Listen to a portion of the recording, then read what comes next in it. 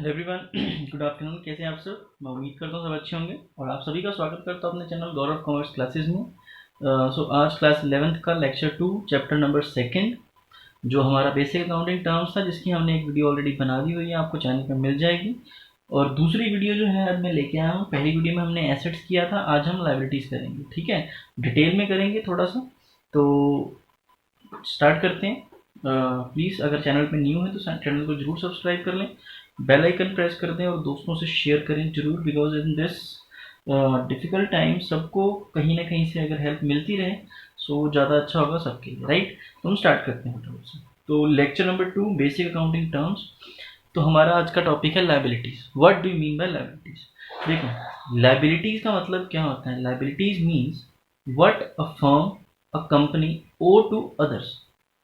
मतलब एक कंपनी या एक फर्म ने जो लोगों का पैसा पे करना है, जो लोगों की पेमेंट करनी है बाहर वाले लोगों की, उसको हम बोलते हैं लाइबिलिटीज। ठीक है, सिंपल वर्ड्स में हम इसको कहते हैं देनदारियां। जो कंपनी की, जो फर्म की देनदारियां होती हैं, जो कंपनी ने पे करना होता है पैसा, उसको हम बोलते हैं लाइबिलिटीज। ठीक है, सो सिंपली लाइबिलिटीज का मतलब आपको समझ आ गया होगा। लाइबिलिटीज का मतलब मैं रिपीट कर देता हूँ।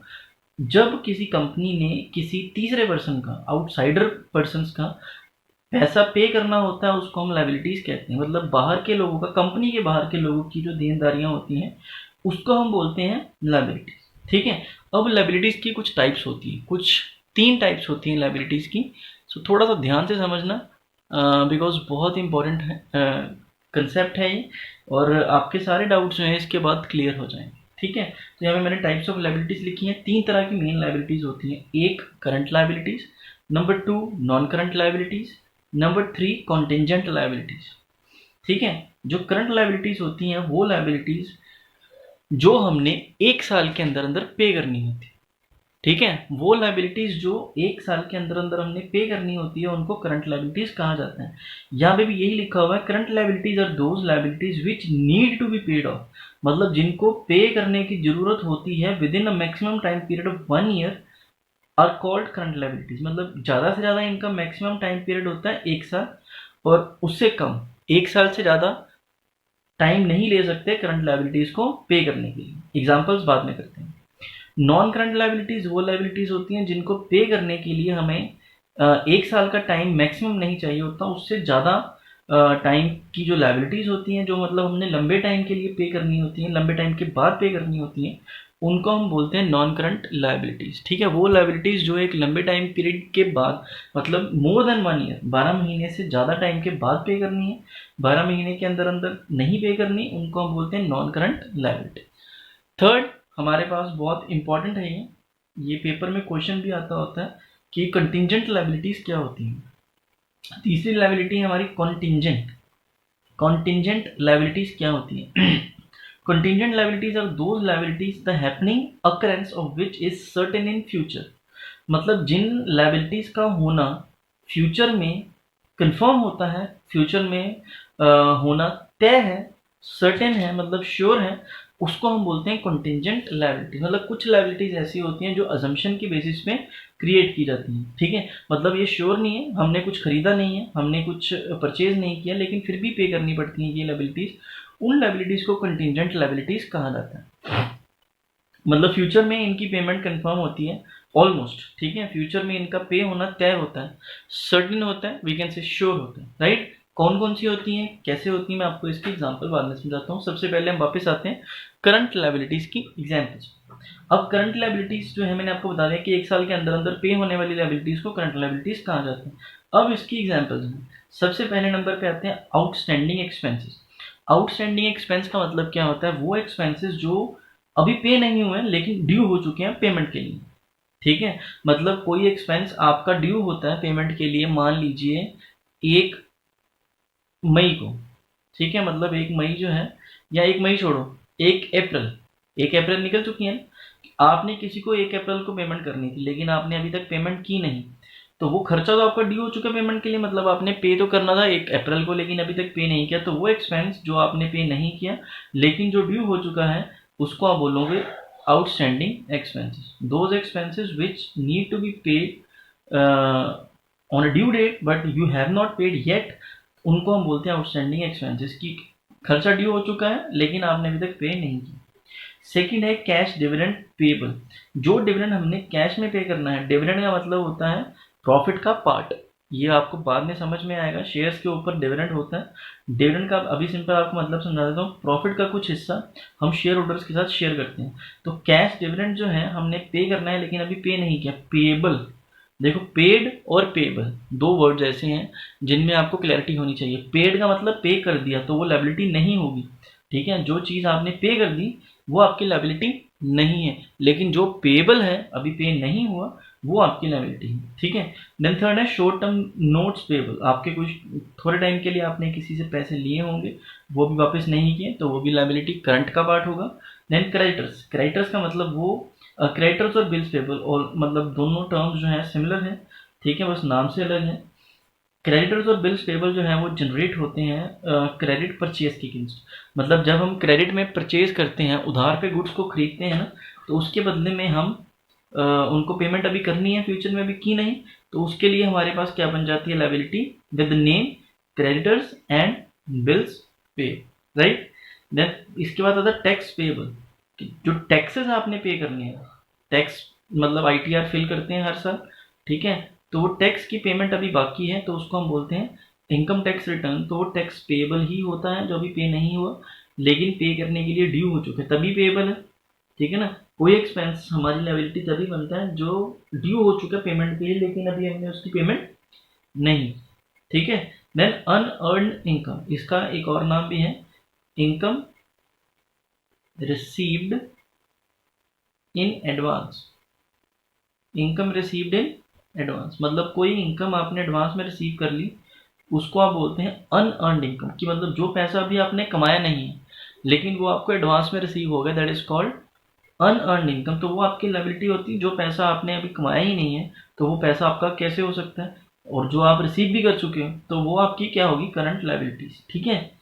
देन हम आते हैं नॉन करंट लायबिलिटीज में। नॉन करंट लायबिलिटीज का मीनिंग आपको समझ में आ गया कि जो एक साल के बाद हमने पे करनी है लायबिलिटीज, उनको नॉन करंट लायबिलिटीज कहा जाता है, ठीक है। अब इसमें एग्जाम्पल क्या है, सबसे पहले है long term borrowings. Long term borrowings जो है वो बोरोइंग्स होती हैं जो हमने लंबे टाइम के बाद पे करनी है। इसमें डिबेंचर्स भी आ जाते हैं, इसमें कोई लंबे टाइम के लिए किसी से उधार लिया वो भी आ जाता है, ठीक है। तो वो ये आपको डिटेल में लेटर ऑन हम समझाएंगे, ठीक है। सो अभी के लिए फिलहाल लॉन्ग टर्म बोरिंग्स मीन्स लंबे टाइम के लिए कोई लायबिलिटी मोर देन 1 ईयर, कम से कम। Then secured unsecured loans. Secured loans वो लोन्स होते हैं जब कोई कंपनी लोन लेती है कुछ गिरवी रख के तो वो सिक्योर्ड लोन हुआ। जब कोई कंपनी बिना सिक्योरिटी के कोई लोन ले लेती है उसको बोलते हैं unsecured loans. Then long term lease obligations. आपने कोई चीज़ जो है या कोई माइन जो है, कोई जगह जो है लीज पे ले ली, कोई एसेट लीज पे ले ली। लीज का मतलब होता है किराया, ठीक है, रेंट पे ले ली, तो उसकी लंबे टाइम की ऑब्लिगेशन मतलब 99 ईयर्स की लीज होती है। तो वो 99 ईयर्स का जो किराया, तो वो लंबे टाइम के लिए 1 साल से ज़्यादा हो गया तो वो लॉन्ग टर्म लायबिलिटी या नॉन करंट लायबिलिटीज़ का पार्ट होगा।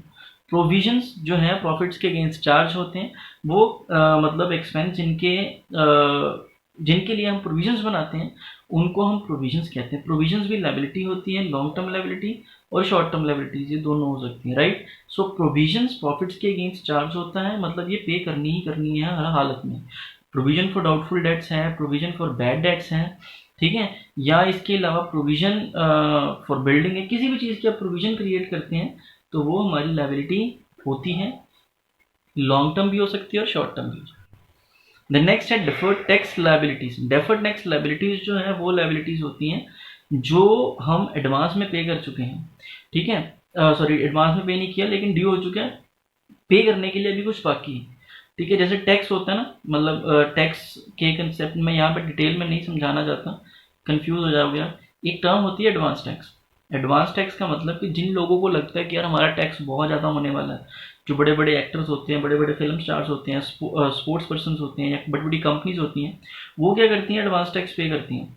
मतलब असेस कर लेते हैं अपनी इनकम को खुद और उसके बाद टैक्स पे कर देते हैं एडवांस। एडवांस टैक्स जो है वो 4 इंस्टॉलमेंट्स में पे होता है।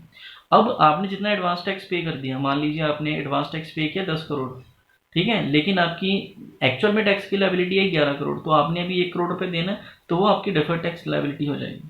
और यही अगर 10 करोड़ आप पे कर चुके हो, लाइबिलिटी आती है 9 करोड़, तो आपने 1 करोड़ रुपए लेना, तो वो आपकी डिफर्ड टैक्स एसेट बन जाती है रादर लाइबिलिटीज, तो ये लॉन्ग टर्म लाइबिलिटी का पार्ट माना जाता है।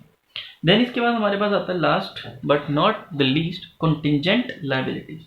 कंटिंजेंट लाइबिलिटीज वो लाइबिलिटीज होती हैं जो फ्यूचर में पे करनी है, मतलब जिनका फ्यूचर में पेमेंट सर्टेन है, अभी नहीं सर्टेन लेकिन फ्यूचर में इनकी पेमेंट सर्टेन है, उसको हम बोलते हैं कंटिंजेंट लाइबिलिटीज। ठीक है, तो फ्यूचर में होने वाली लाइबिलिटीज को कंटिंजेंट लाइबिलिटी कहा जाता है। इसकी एग्जांपल है provision for bad and doubtful debts, मतलब आपने किसी को गुड्स बेची उधार पे, उसके बदले में क्या क्रिएट हो गए, डेटर्स, तो डेटर्स सारे पैसे पे करेंगे कि नहीं करेंगे इसकी कोई भी गारंटी नहीं होती, तो उसके लिए आप पहले से ही कुछ ना कुछ रिस्क फैक्टर अज्यूम करके प्रोविजंस बना लेते हो 5% 10%, तो उसको बोलते हैं प्रोविजन फॉर बैड और डाउटफुल डेट्स की इतने पैसे की जो मेरे को डाउट है, मेरे को 10% लगता है कि डाउटफुल है, तो उसकी मैंने क्या की, प्रोविजन बना ली। ठीक है, तो वो प्रोविजन फॉर डाउटफुल डेट्स और बैड डेट्स उसको कहा जाता है। Then lawsuit compensation. Lawsuit compensation का मतलब क्या होता है कि कोई कंपनी कोई ऐसा प्रोडक्ट मार्केट में सेल करती है जिसके ऊपर गवर्नमेंट ने बैन किया हुआ है। ठीक है, तो गवर्नमेंट ने क्या किया, उसके ऊपर केस कर दिया। ठीक है, तो वो केस आपको पता है कि आप हारने वाले हो, लेकिन आप फिर भी उस कंपनी उस प्रोडक्ट को मार्केट में सेल करके प्रॉफिट कमाते जा रहे हो, और आपको पता है जब आप केस हारोगे तो आपको पेमेंट करनी पड़ेगी गवर्नमेंट को या किसी दूसरी कंपनी को जिसने आपके ऊपर केस किया, तो वो भी फ्यूचर में जो पेमेंट है आपको करनी पड़ेगी, that is called law suit compensation. मतलब फ्यूचर में इसकी पेमेंट भी कंफर्म है कि आपको करनी ही पड़ेगी, क्यों, क्योंकि आप केस हारोगे कंफर्म, सो उसको बोला जाता है लॉ सूट कॉम्पेंसेशन। ठीक है जी, सो ये लाइबिलिटीज की टाइप्स थी। आई होप आपको वीडियो अच्छी लगी होगी, समझ में आ गया होगा सारा कुछ। मैं आपसे मिलता हूँ नेक्स्ट लेक्चर में। अब छोटी छोटी टर्म्स हैं, फटाफट से कंप्लीट करेंगे, 2 पार्ट्स में इसको कोशिश करेंगे कि कंप्लीट हो जाए। ठीक है, मैं आपको नेक्स्ट वीडियो में मिलता हूँ। प्लीज़ चैनल को सब्सक्राइब करके बेल आइकन दबा देना, दोस्तों से शेयर करना इसको ज़्यादा से ज़्यादा। Thank you so much.